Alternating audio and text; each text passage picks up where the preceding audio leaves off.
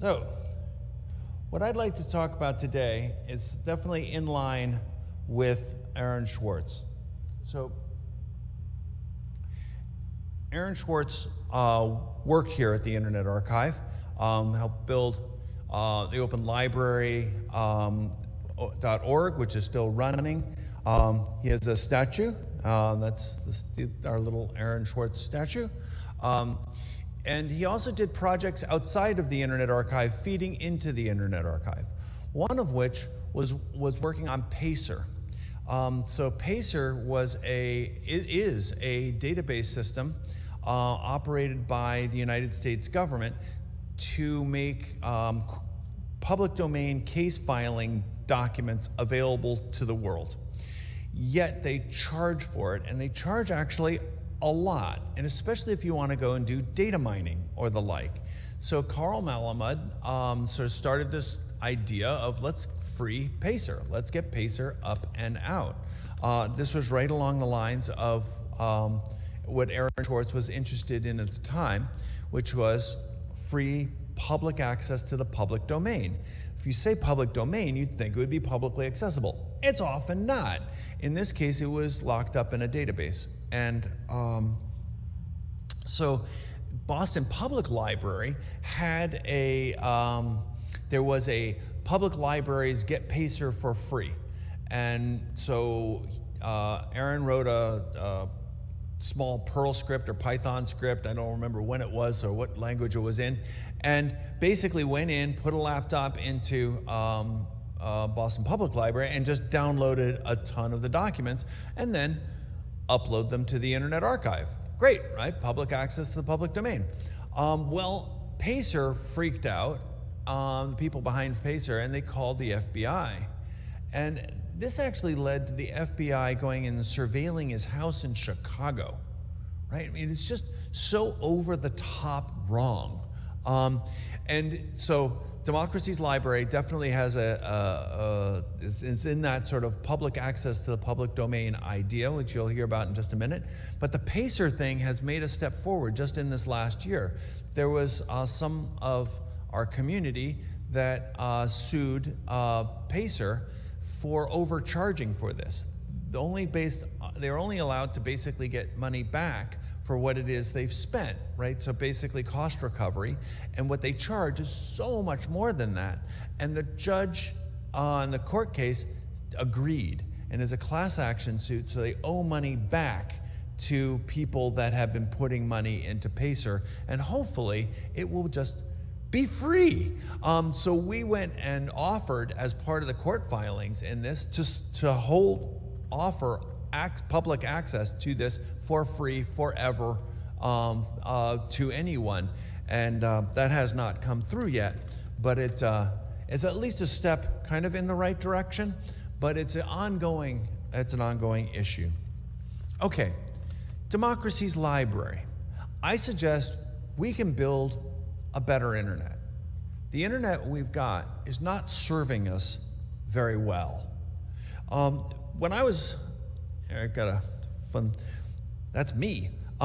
That's when I was a young computer scientist, and this is just after college. We spun off and we made a company called Thinking Machines. I did it to try to build the internet and the internet into a library.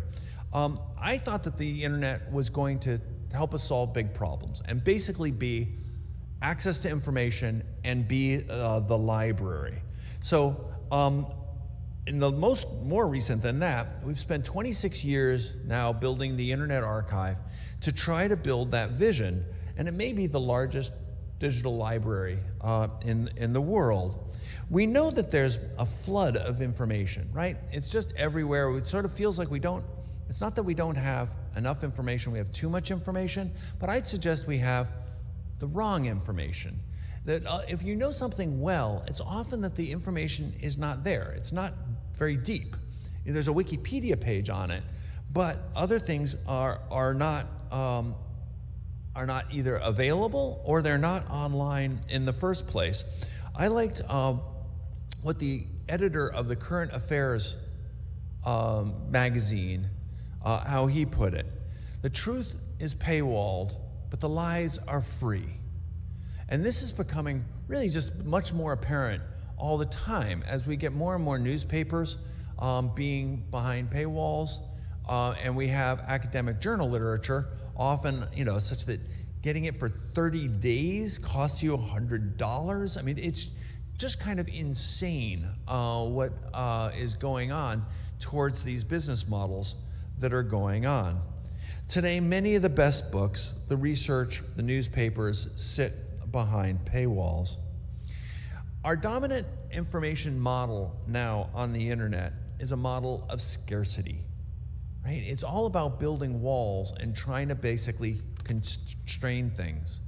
I think we should go and rethink this. I think we should fundamentally go about projects to rethink this into an abundance model. Because with an abundance model, it just doesn't mean that you get the same stuff for no cost. It means that you can use it and deal with it in a very different way. You can weave it into things. Think of open source software, but applied to our information environment, where you can go and take bits and pieces, build on it, modify it, and have it run.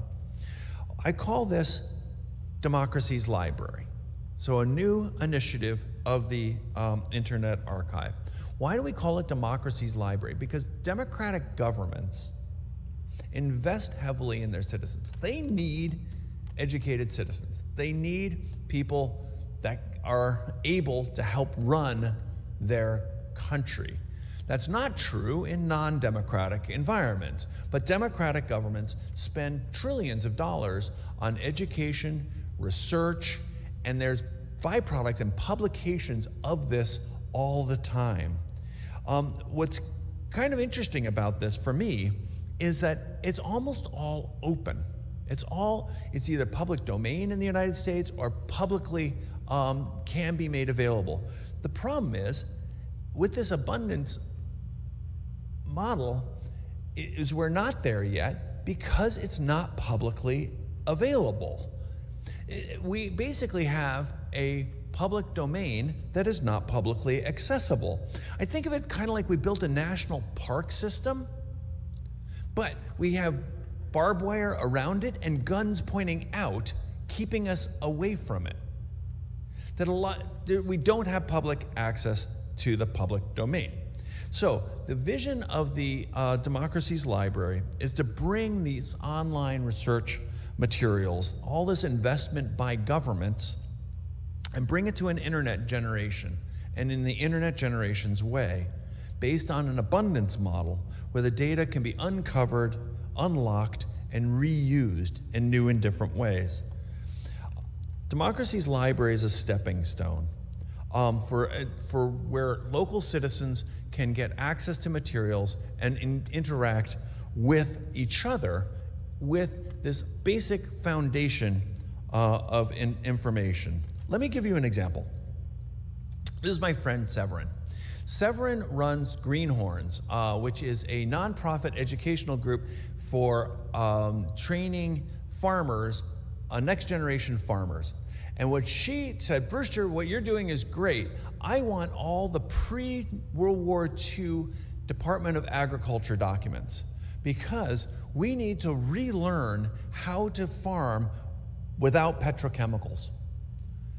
And we actually had enormous investment in the United States with the land-grant colleges around all of having a really good agricultural system. It just isn't current. And it's not in databases, or if it is, you can't find it, So I thought that was kind of an interesting, positive, it's like, okay, let's go and try to serve Severin and her community by going and building Democracy's Library. Another is Dr. Dawn Martin Hill. She's the leader in Canada, of one of the 6 tribes communities, and they're interested in water, and they need to know a lot about what the water system is and how it is working and not working. It turns out the government has been going and issuing reports about our rivers and our water systems over a century. And so can we get this to Dawn? And the Canadian organization, I don't even remember, but it's a government entity in Canada that has these materials that can be useful to people that are trying to study and understand their water system. And I think everybody's going to need to know about water in the next 20 years. This is a big undertaking. This is going to be taking things at the federal level, the provincial level, at the municipal level, and across countries. But we can go and put all of this online. This was, in some sense, spirited by a conversation with a billionaire that was trying to figure out how to help democracy in the online world. And I think a lot of focus has been on how to deal with the tech, social media traumas. And I think that's worth doing, but there's other avenues that we can do in our online environments. And so Unfinished Lab has been helping by promoting this, this project that is just starting. So over the next decade, the Internet Archive is committed to work with libraries, with universities and agencies around the world and the government to bring all of the government's information online. We're working with colleges, with University of Toronto, with William and Mary to digitize reports from the last 80 years, often on microfilm and microfiche. And we're committed to crawling, preserving the websites of every government in the world and making them available through the Wayback Machine. And bulk storage so you can download it in bulk and take it away and build new services on it.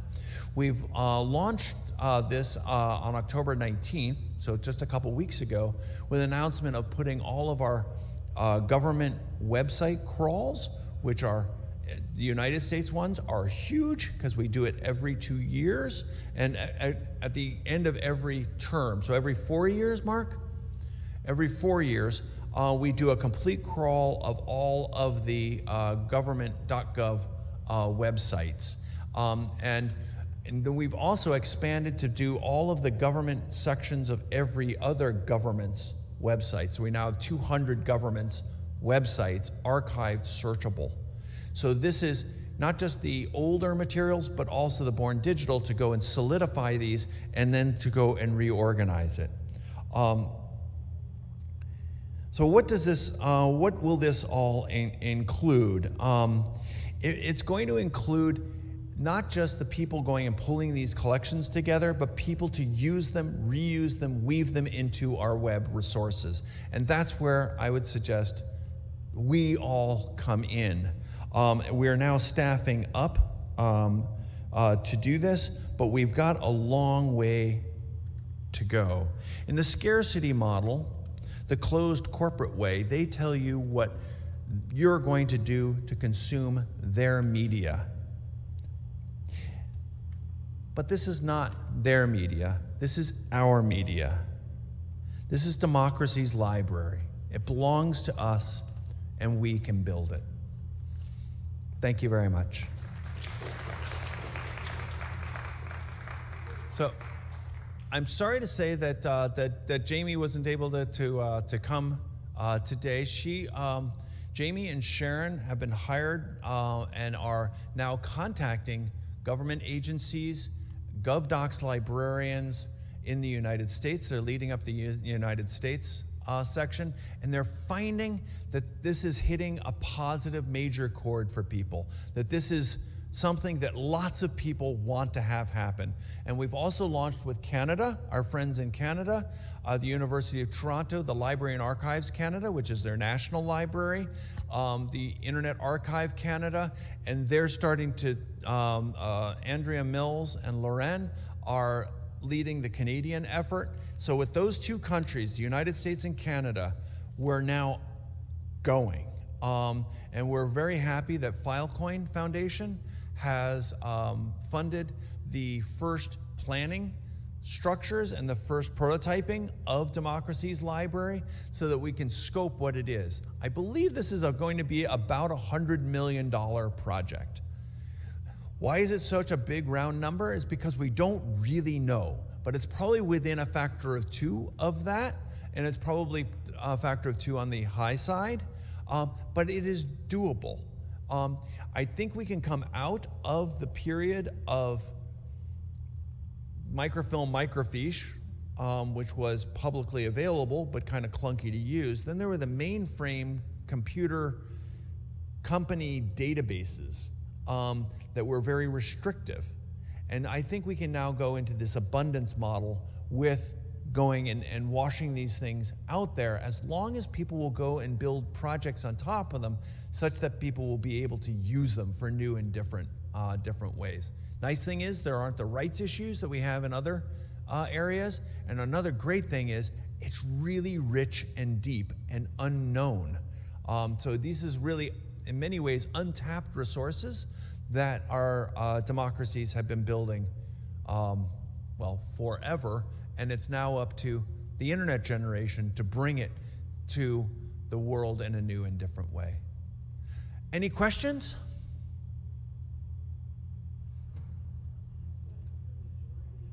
You're going to have to yell. Okay. Turn the switch on. Check, check, check. All right, great. Ask your question. You want to hand this around? I'm good, I think. So I do have a microphone. Thank you. I'm curious, what is going to be the majority of the content? Would it be print, or would there also be some audio, as in archives from, let's just say, English Deutsche Welle, or Let's other do it all. forms of history? Let's do the hearings. Let's do the C-SPANs and those sorts of things. But also, it turns out the Internet Archive has public hearings from lots of local municipalities, over 1 million of them that have come from the community cable world. And we have now the technologies, because like Whisper AI, to go and do speech to text to try to even make this stuff navigable. That's going backwards. But let's go forwards, and let's go and take the audio, video, that is how our communities work. Because one thing that Jamie is finding is the people that are involved in smart cities are extremely excited about this, because a lot of the materials that are developed by one city are not easily shared with another. So can we go and make it so that even these grassroots, yes, there's top-down presidential or prime minister election issues, but there's also grassroots democracy things that we as the library system and the new generation of library system, which is all of us, can go and make more available in new and different ways if we make them navigable. So the first step is bringing things up. But then the next steps are to make it so that we apply some of these new technologies to help us solve better problems by finding solutions that other people have tried. Thank you. Yes, I agree. And there is definitely forward-thinking municipalities all over the world that are trying new things, and that should be eminently shareable. Thank you. Great. Yes. We have another Okay, question from Mark Graham. No. Oh. He's back. Hi, can you hear me? Yep. Awesome. Hi, thanks for doing this project. It's amazing. I understand that the theory is kind of to capture everything. Yes. I'm wondering if you're having any conversations about the ethics of that in terms of who gets included, like the whole theory of like those who win the wars write the history books, and if you're working with any like media theorists or ethicists on this work. Just curious, like what kind of... I smell a volunteer. No. Oh. I'm not qualified, but I'm still curious. So we're kicking this off. We're basically going to different communities, stakeholders in this area to try to find out what have they found to be useful. And it's a big source of this inspiration is coming from GovDocs, but also people are just coming out of the woodwork saying, if I could know these things about this nuclear power plant, we'd be able to have a more concrete conversation about it. For instance, Jamie Joyce, who's leading the U.S. project, they just finished a project mapping the debate on Diablo Canyon. And there's just what are the arguments for and against, and can we as libraries give both of those points of view? So the problem is it's kind of expensive to do so. So your point is good of sort of, well, who will benefit out of this? We hope it's a broad public. The nice thing about it is these materials are openly available. We can apply high-tech tools that mean it's incrementally inexpensive once you set it up to like do mass digitization of microfilm and microfiche. Good. We're shooting for whole data sets, so things that have been completely produced. But then there will be people that will build commercial companies on top of this that will serve those that can pay. And we in the public sphere get to go and try to build the long tail. So I still smell a volunteer in the offing to help at least keep it on the straight and narrow, or wide and broad, and try to help shape this new initiative. Hi, Brewster. Grant Smith Ellis, thank you for your talk. I thought it was amazing. My question is, do you think all states and their constituent municipalities should be mandated in law to provide digital access and remote access to their public meetings in law at all times? Gosh, I don't know. I mean, okay, let me why I worry about going and saying everything should be videoed and put up is the problem of grandstanding, of not actually having a conversation. Imagine having every conversation you have be publicly available. I don't know. So I'm not sure I'm the right person to channel the previous. I'm not qualified to answer that question.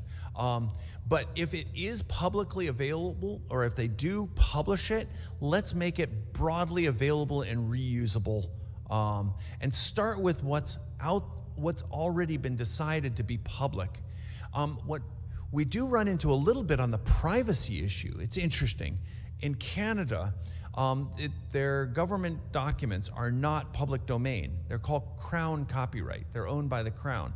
And as I understand the history of it, they did that to try to incentivize publishers to go and make it broadly publicly available. So they're trying to do the right thing.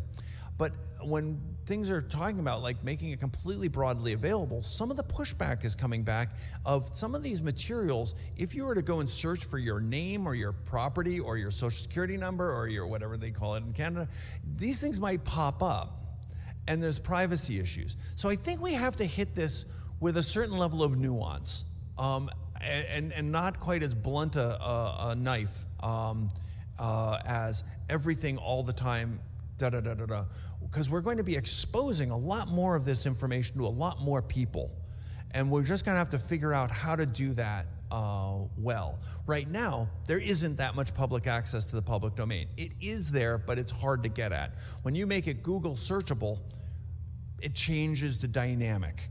So let's go and make sure that we've got our North Star right. We're trying to build stronger communities, stronger democracies, a more informed populace, and make our decisions based on that as opposed to other ideologies, money, or the like. It occurs to me that if people doing the work going forward know that the product of their work is going to be globally available, they're going to do better work. Because I think that a lot of these technocrats feel like, oh, we're going to publish this report and it'll be buried away in the state library and nobody will ever see it. But if they know that this is going to be available all over the world in perpetuity, I think they're going to do better work, Brewster. I think that's true. I mean, I do, right? If I just think this is a tweet that's just going to get scrolled off the screen within an hour, you know, that's really different than writing a blog post or an article, or if I could ever get myself to write a book. You sort of like, okay, this is worth referencing. My name's on it. Let's do good and better work. Let's make work more reusable. And I think the government materials are well suited for this. That the democracies and openness, I think, share a big part of the Venn diagram. Positively, OSTP, Office of Science and Technology Policy in the United States, went and made decrees that the United States funded, government-funded research will be made available immediately. So we won't get this lockup period in these scholarly publishers. That's a step towards openness. Let's reinforce these. Let's go and celebrate the government when they're going and doing good things for us. And how do we go and then leverage this investment that they've made? Let's find all those papers and make them available. So anyway, I'd say this is within the Aaron Swartz kind of realm of public access to the public domain. And it's not just getting the materials out of those databases, it's get them used and reused in new and different ways so that we can understand our world, we can start solving problems in parallel. Does it seem to you that these newspapers are all focusing on just like one thing? I mean, how many conversations have you had about Elon Musk and Twitter over the last few weeks? I mean, isn't it withering? I mean, come on. We have a lot of different problems to solve. So if there is a broader range of exposure to the decisions going on in our communities and why those things should be going in different ways as opposed to just, oh, it's one party or another.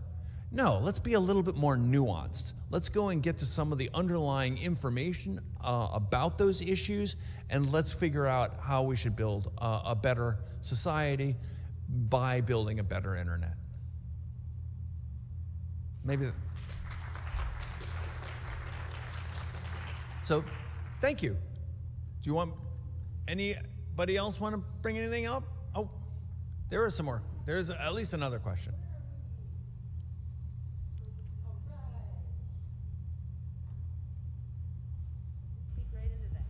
Thanks. I have an obscure technical question about the Wayback Machine.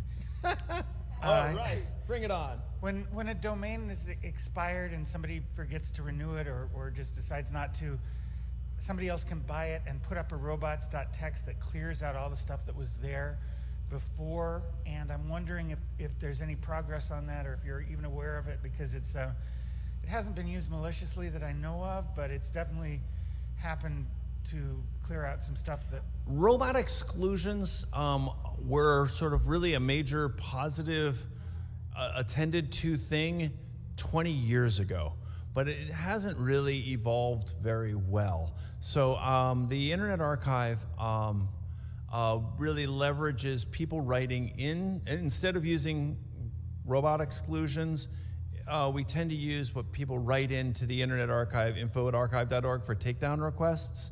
And those can be time bounded. So I think we're over the mostly the issue of sort of inadvertently wiping out the past in the Wayback Machine at this stage. Anything else? Thank you.